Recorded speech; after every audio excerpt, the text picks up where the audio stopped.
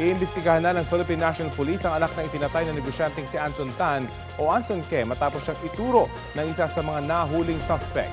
Pero maingat din ang pulisya dahil baka layon lang daw ng suspect na lituhin ang imbestigasyon. Balitang hatid ni June Veneracion. Lumalim ang misteryo sa pagdukot at pagpatay sa negosyanteng si Anson Ke o kilala ring Anson Tan ng isang kota kanyang anak sa extrajudicial statement ng main suspect na si David Tan Liao. Nasa police custody na si Liao. Claiming it was the son who ordered for the kidnapping ni Anson Ke and eventually ordering na patayin po ito pong ating biktima. We have to clear everybody kasi gusto talaga namin. Gusto already the mastermind at kaano namin, sino po yung makasama ni nung suspect namin. Maingat po, lahat po inimbestigahan, prove po natin. Lahat ng statement yan, you have to prove it kung tama o mali. Kaya isinama na ng PNP ang anak ng negosyante na si Alvin sa mga respondent para sumailalim sa preliminary investigation ng Department of Justice. Aligasyon ni Liao na bago nito ay nasangkot na rin sa iba pang kaso ng kidnapping.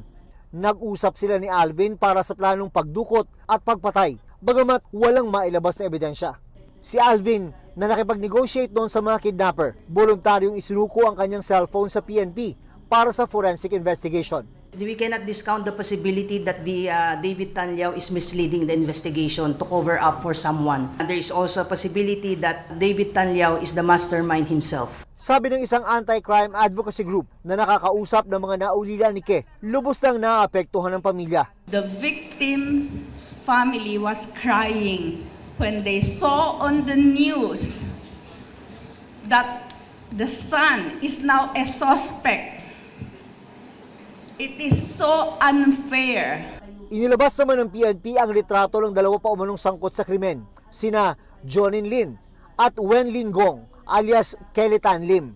May isang concerned citizen nila ang nag-alok ng 5 milyong pisong pabuya para sa makapagbibigay ng impormasyon tungkol kay Kelly. At ito po yung babae po na ginamit po na babe. Meron pang 4 na Chinese na hawak ang PNP kaugnay ng pagdukot at pagpatay kay Ke.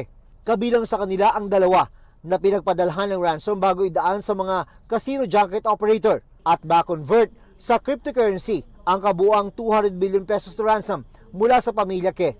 Ang legal counsel ng 2, itinangging ipinalit nila ang pera sa crypto. We will gladly cooperate with the law enforcement agencies just to make sure na maintindihan nila that the 2 clients that we are representing are in no way, shape, or form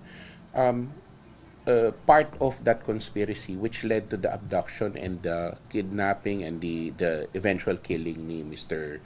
Anson Tan or Anson Ke.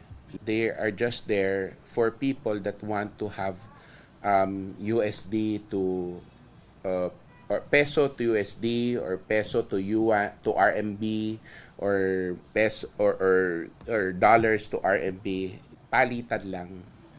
At hindi sila yung naging recipient nung ransom money in any way.